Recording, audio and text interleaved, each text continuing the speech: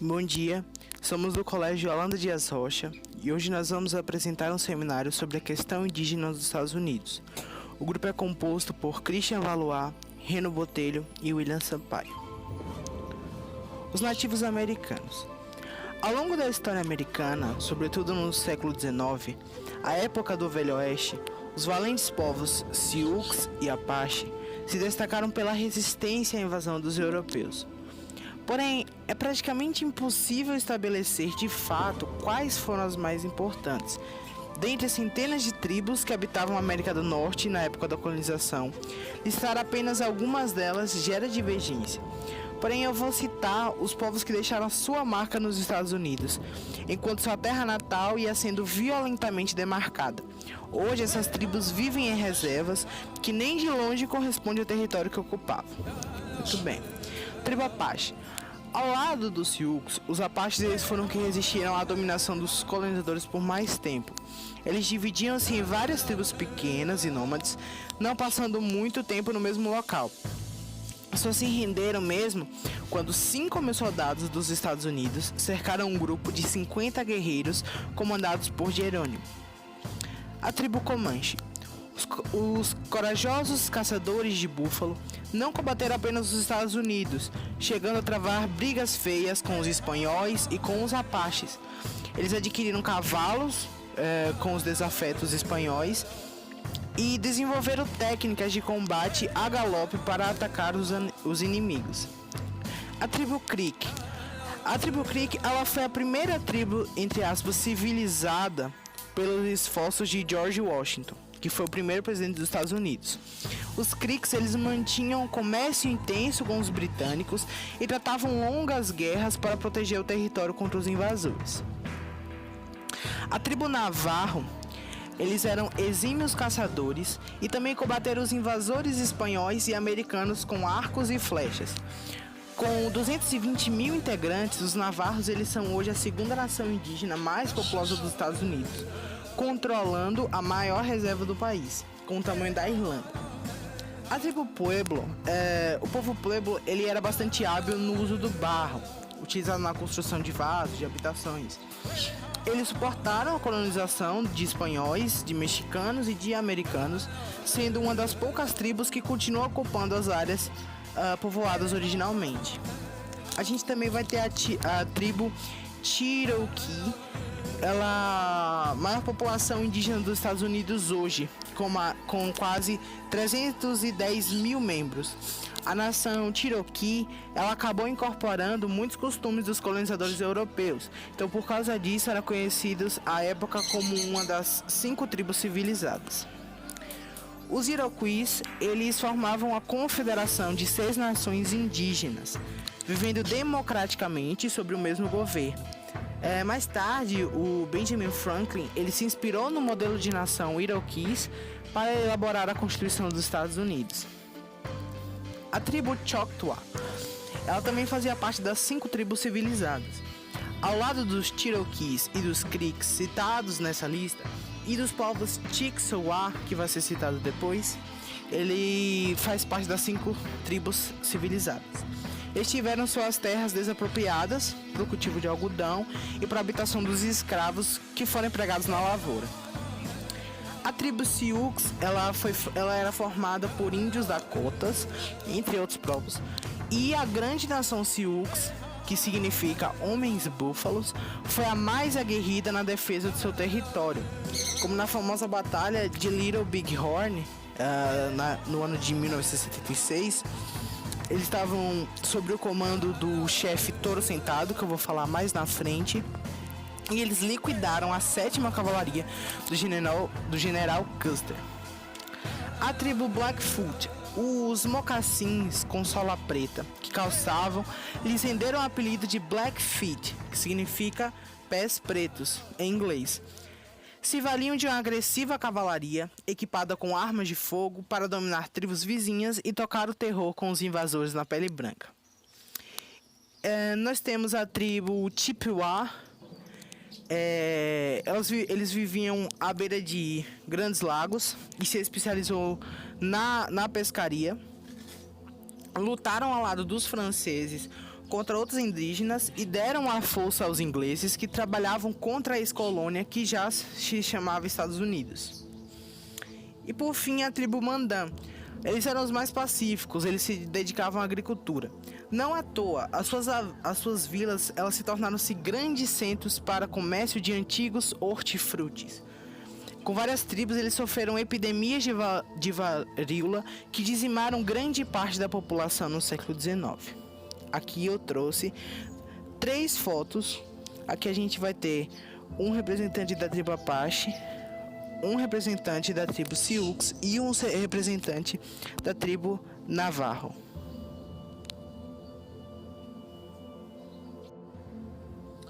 Bom, o termo genocídio indígena, quando se associa aos Estados Unidos, diz respeito à diminuição da população nativa da América do Norte nos primeiros séculos da Era Moderna, provocada de maneira artificial pelos descendentes de europeus.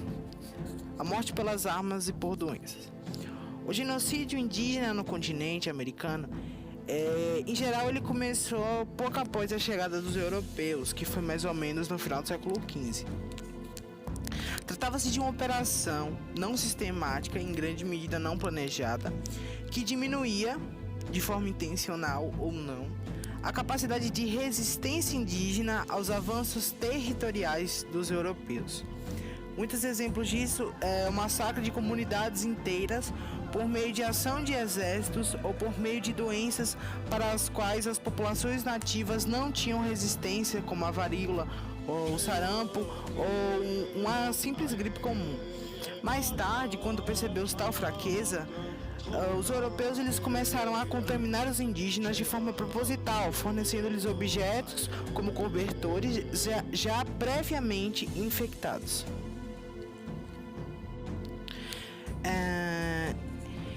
Embora as mortes por meio militar ou viral tenham sido as primeiras, não seriam as únicas a serem utilizadas enquanto o território correspondente aos atuais Estados Unidos era ocupado. Com o passar dos tempos, os descendentes de europeus eles desenvolviam técnicas mais sofisticadas para forçar o deslocamento dos povos nativos para longe das terras desejadas, tais como a destruição proposital do habitat natural e a matança de animais que servia como fonte de sustento alimentar, como o bisonte. Incêndios e confrontos entre tribos também eram provocados, além do incentivo do uso de álcool, o qual os indígenas muitas vezes não conseguiam decompor em seu organismo, e esterilização forçada. Ações genocidas. Os Cheyenne, por conta das marchas da morte, aos quais foram obrigados a realizar pelo governo americano, como as Trilhas das Lágrimas, enfrentaram outros extermínios. Em novembro de 1864, houve o massacre do Riacho de Areia, onde foram mortos mais de 100 Cheyenne, que estavam sob os cuidados da grande chefe Chaleira Preta. Este brutal ato de genocídio e as mutilações que se seguiram contra os indígenas fizeram com que os Cheyenne não vissem outras alternativas senão entrar em guerra com os soldados e com os colonos Yankees, o qual causou quase a extinção dessa tribo. Em 1874, o ouro ele foi descoberto nas terras sagradas dos Sioux e Cheyenne, em Black Hills. E em poucos dias, milhares de garimpeiros invadiram as terras indígenas e as batalhas entre garimpeiros e indígenas foram sangrentas. Para garantir a extração do ouro, o governo norte-americano resolveu expulsar os Sioux de suas terras e levá-los para as reservas. Toro Sentado ele se recusou a ir, e o exército Yankee ele foi mobilizado para mover o grande chefe Sioux e o seu povo da região. Tatanka Iocat viria a se tornar o famoso chefe Toro Sentado, imortalizado pelo cinema e seriados de TV. Ele nasceu em 1831 nas proximidades do Grande River, em Dakota, na tribo Uncapapa, na linha Sioux. Ele era curandeiro. Ele foi ameaçado pelo exército dos Estados Unidos e cansado das invasões dos homens brancos às suas terras sagradas em Black Hills, Toro Sentado e Cavalo Louco, ou Tashuakenwitukito, convocou os guerreiros Sioux, Cheyenne, Arapaho, Uncapapas e Sanscan, Pex Preto, Mini Conju, Brulé, Oclaca para o seu acampamento no vale de Little Big Horn, para lutarem juntos e defenderem as suas terras e famílias contra a expedição do General Custer.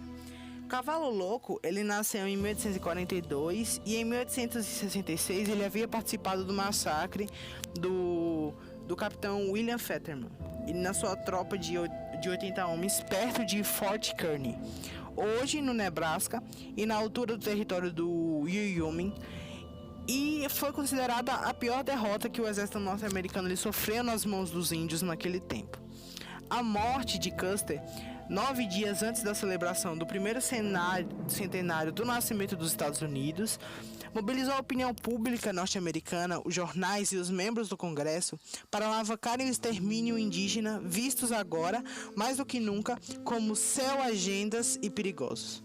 Um exército que compreendia 10 soldados para cada combate indígena foi enviado para o território que compreende o que hoje são os estados da Dakota do Sul e Dakota do Norte, Montana, Wyoming, que foram exterminando os indígenas dessas terras. Em 1890, Torres Sentado ele retornou ao seu refúgio no Canadá para vincular uma profecia de que um dia todos os combates indígenas mortos retornariam e expulsariam os homens brancos da terra roubada. No mesmo ano aconteceu o massacre de Wounded Knee, que foi realizado na 7ª Cavalaria, que barbaramente assassinou 250 indígenas e na sua maior parte mulheres e crianças. Em 1830, o presidente Andrew Jackson ele determinou a remoção de várias tribos, Cherokee, Chickasaw, Choctaw, Creek e Seminole, entre os anos de 1831 e 1838, das mais ricas terras do sudeste americano para as reservas às milhares de quilômetros de onde moravam, tendo que cumprir o trajeto sob pressão dos militares a pé. Em média, 1/3 da população morreu apenas para conseguir fazer a travessia épica. Por isso, esse acontecimento passou para a história como a Trilha das Lágrimas. O estado da Geórgia desejava obter o direito de dispor das terras demarcadas por tratados dos tempos coloniais para poder entregá-las à especulação de terras. No desejo de fazê-lo o mais rápido possível, enviou corretores e agiotas para as terras indígenas para demarcarem e fazerem demarcações e loteamentos, mesmo que os índios fossem obrigados a abandonar o local. Então, de 1871 a 1934, o modelo de atribuição de terras aos índios foi implementado pelo governo federal norte-americano. Então, viveu-se uma política de assimilação forçada. Crianças indígenas eram punidas nas escolas por usarem trajes típicos, por praticarem cerimônias tribais, pelo uso da língua nativa, e tradições eram vistas como inimigas do progresso. Para que a política oficial do governo americano no tempo de Washington e Adams, quando os índios eram necessários como patrulheiros e soldados, fosse substituída, era necessário que os índios fossem parar no limbo do formalismo jurisprudencial de meados do século XIX. À luz da reflexão mais profunda, o momento transita com as complexidades jurídicas de acomodação de ideias democráticos e elementos decorrentes e subprodutos do capitalismo. Tratados eram assinados, mas jamais foram honrados. Negava-se a cidadania. Negava-se também o Estado político autônomo sob retórica proteccionista. Trilha sonora de inegável homicídio. A opinião do juiz Marshall da Suprema Corte dos Estados Unidos, que analisou o caso, centrou uma dubiedade que matizava sua linha de pensar. Desenvolve raciocínio simpático aos índios, que na conclusão despreza ao não aceitá-los como nação livre e independente, reduzindo-se a grupos domésticos e dependentes. O genocídio dos Estados Unidos em comparação com o genocídio dos latino-americanos. Os genocídios indígenas abaixo do Rio Grande e em sua ampla maioria foram fruto das ações particulares locais e descoordenadas. fazendeiros que ampliavam seus domínios de terras e servos, América Espanhola, ou escravos no Brasil, e que para tanto precisavam destruir a população nativa. Quando o Estado tomou as rédeas do processo de extermínio, sempre pretendeu caçar um único grupo ou tribo, perfeitamente definido quanto à etnia e ao território, como o decreto contra os botocudos, elaborado por Dom João IV, ou as guerras contra o Caia Gang em Guarapuava, ou a questão dos índios araucanos no Chile e os mapuches na Argentina. Muitas vezes a pretensão tanto de particulares como de governos era não o extermínio completo das tribos, mas a sua interiorização e afastamento das novas áreas arrancadas da civilização ocidental, como foi o caso das investidas mexicanas contra os Apache, logo quando a independência, em 1821, foi uma situação bem diferente da dizimação imposta pelo exército dos Estados Unidos. Nos Estados Unidos, já o extermínio foi preferencialmente obra de particulares até o século XIX, e durante 2 séculos, os colonos que arranhavam a costa leste precisavam se defender das discussões indígenas, em que algumas tribos se auto-identificavam como guerreiros violentos. Pretendiam apagar os primeiros núcleos colonizadores, o que de fato fizeram no século XVI. A expansão da fronteira para regiões densamente habitadas por índios, como os Albany, na segunda metade do século XVIII, empurraram a participação dos colonos das 13 colônias nas guerras dos 7 anos, uma vez em que os indígenas se incidiram entre aqueles que estavam com os franceses e aqueles que estavam com os ingleses e os colonos. Bom, agora eu vou falar sobre os Sioux. Um caso específico que ilustra bem o processo de genocídio indígena, ele foi ocorrido com o povo Sioux. Era um grupo que vivia nas terras do oeste americano e tinha uma cultura baseada em uma comunhão com a natureza e em especial com os búfalos. Os Sioux eles puderam viver em relativa paz até o início do século XIX, quando os colonos eles iniciaram expansão em direção à região. Na década de 1830, os nativos eles foram oficialmente empurrados pelo governo para viver a oeste do rio Mississippi. Pouco depois, entretanto, a guerra contra o México e a descoberta do ouro na região praticamente nulificou tal decisão, restringindo o território dos Sioux à região das Montanhas Rochosas. No início da década de 1860, porém, uma nova reserva de ouro ela foi localizada, iniciando hostilidades militares. Em 1864, um massacre ordenado pelo coronel Chivington iniciou um confronto de guerrilha tão significativa que apenas 2 anos depois o governo estadunidense teve que tentar negociar. Então, após outras escaramuças, os Sioux, sob a liderança da Nuvem Vermelha, conseguiram direito a um grande território do estado da Dakota do Sul. Logo na década seguinte, porém, um boato que existia um ouro no território Sioux causou novas disputas.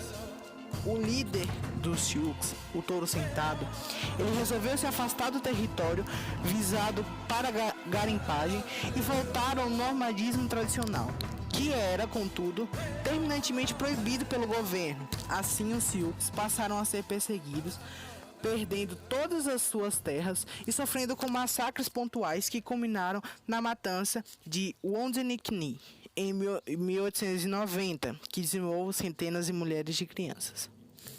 Bom, as consequências. Até hoje, o governo dos Estados Unidos eles não considera que os indígenas foram vítimas de genocídio.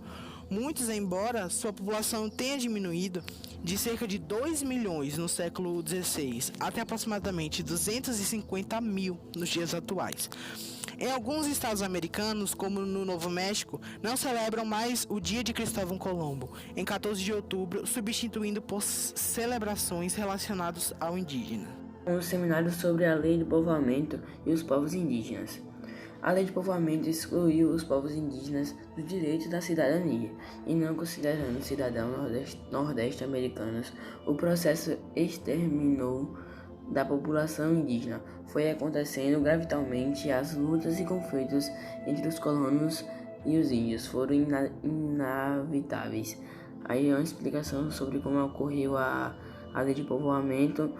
E agora eu vou falar sobre a propriedade econômicas.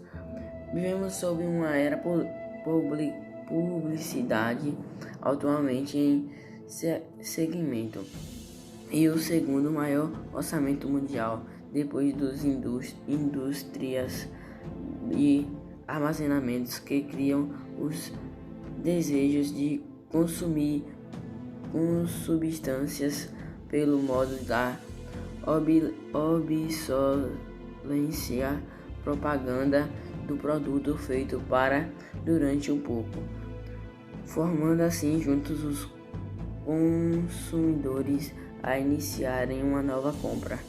Aí tá explicando um pouco sobre a parte econômica dos indígenas. Agora eu vou falar sobre a expansão territorial. A expansão territorial no Brasil ocorreu nos primeiros anos após a colonização do país pelos portugueses. Os bandeirantes foram os protagonistas desse período, ao saírem em expedições para o interior do Brasil em busca de materiais preciosos e resgate os escravos foragidos.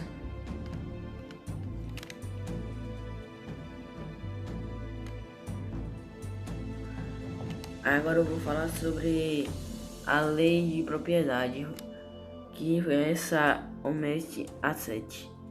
A Lei de Propriedade Rural foi uma lei federal americana criada pelos presidentes Abraham Lincoln no dia 20 de maio de 1862 para atingir imigrantes. Ao governo federal dos Estados Unidos decretou em 1962 Omest Asset, que definia a posse de uma propriedade de 160 acres e o que cultivassem por 5 anos. Explicou um pouco sobre a lei da propriedade rural. Agora eu vou falar sobre a formação dos bens, que é tipo agricultura. A agricultura dos Estados Unidos, uma das mais modernas e produtivas do mundo, tanto em área quanto em volume da produção, organizada-se em grandes faixas, zonas ou cinturões agrícolas, denominados bestes, formados conforme a particularidade históricas do povoamento, as condições climáticas e os tipos de solo. Falei um pouco sobre a agricultura dos indígenas. Agora eu vou falar sobre as lutas dos índios e os colonos. A luta atual dos indígenas é muito sentidos a continuação da disputa entre esses povos, originamos os interesses da ocupação econômica dos seus territórios por povos estrangeiros, em sua maioria europeus, com a disputa muitas vezes de caráter militar entre estes povos e os estrangeiros. Aqui eu falei sobre um pouco sobre a lei de povoamento dos índios. Agora 13 colônias. Marcha para o Oeste é o nome dado para o processo de expansão territorial que aconteceu nos Estados Unidos da América ao longo do século XIX. Esse processo foi marcado tanto pela expansão territorial como pelo estabelecimento de colonos ou habitantes nessas novas terras. Durante esse processo, os Estados Unidos deixaram de ser um território recluso ao das antigas 13 colônias e alcançou as planícies centrais e se estendeu até a costa oeste. Tratado de Paris. A expansão territorial dos Estados Unidos foi iniciada após o fim da Guerra da Independência travada contra os ingleses entre 1776 e 1781. A ratificação da vitória dos colonos americanos foi dada pela assinatura do Tratado de Paris, em 1783, responsável por reconhecer a independência das 13 colônias e o surgimento dos Estados Unidos como nação. Louisiana, Flórida e Alasca. Louisiana foi um território comprado dos franceses no começo do século XIX, em 1803.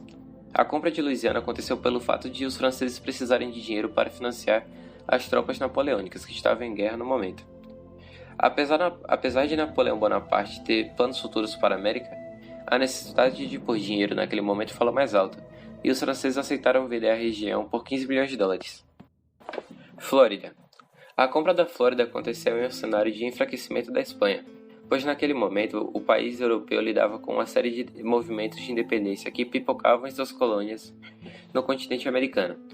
Com a Flórida em segundo plano, o governo americano passou a pressionar o governo da Espanha para vender o território, alegando que os indígenas da Flórida representavam um risco.